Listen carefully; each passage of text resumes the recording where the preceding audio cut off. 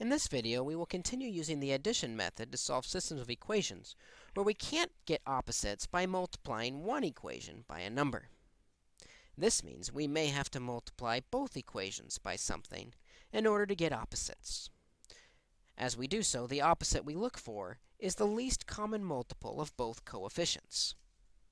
As we use this method, we can pick on either the x or the y's as we attempt to eliminate a variable. Let's solve this first equation by getting opposites in front of the x. Notice negative 6 and 4 have a least common multiple of 12. This means we want one equation to have negative 12x and one equation to have positive 12x. We can do this by multiplying the first equation by 2 on both sides. And the second equation, 4 times 3, will give us the positive 12x, multiplying on both sides.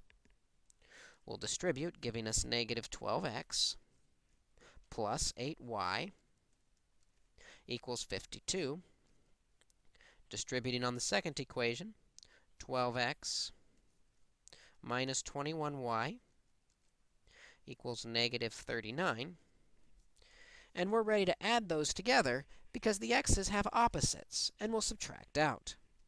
We now have negative 13y equals 13, which we can solve by dividing by negative 13 on both sides to get y is equal to negative 1.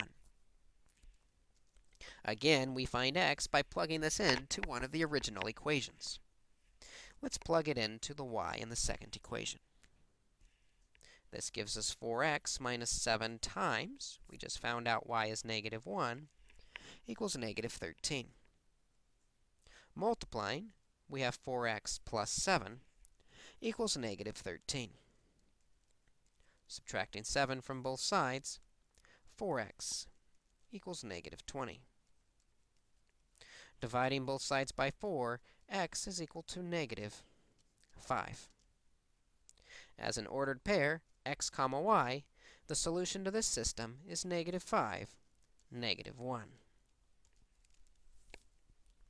Let's take a look at another example where we have to multiply both equations in order to get opposites in front of our variable. This time, let's get opposites in front of the y. Notice 7y and 5y will have a least common multiple of 35. This means we want one equation to have positive 35y and the other negative 35y. The 7y must be multiplied by 5 on both sides. That'll give us positive 35.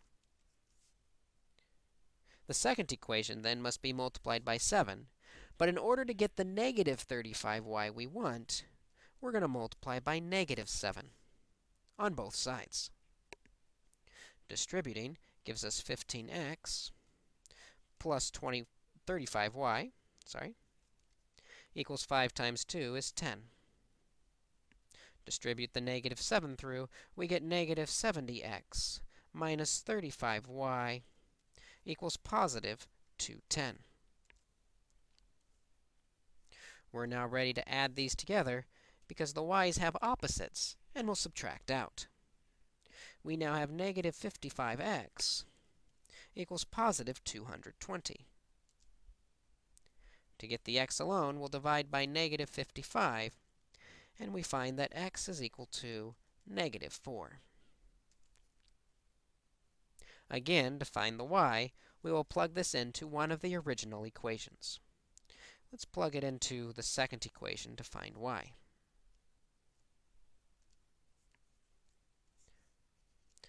Three x, which we found out was negative 4, plus 7y equals 2.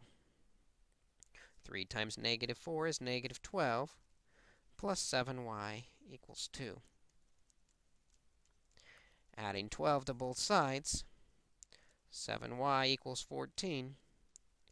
And dividing by 7, we get y equals 2.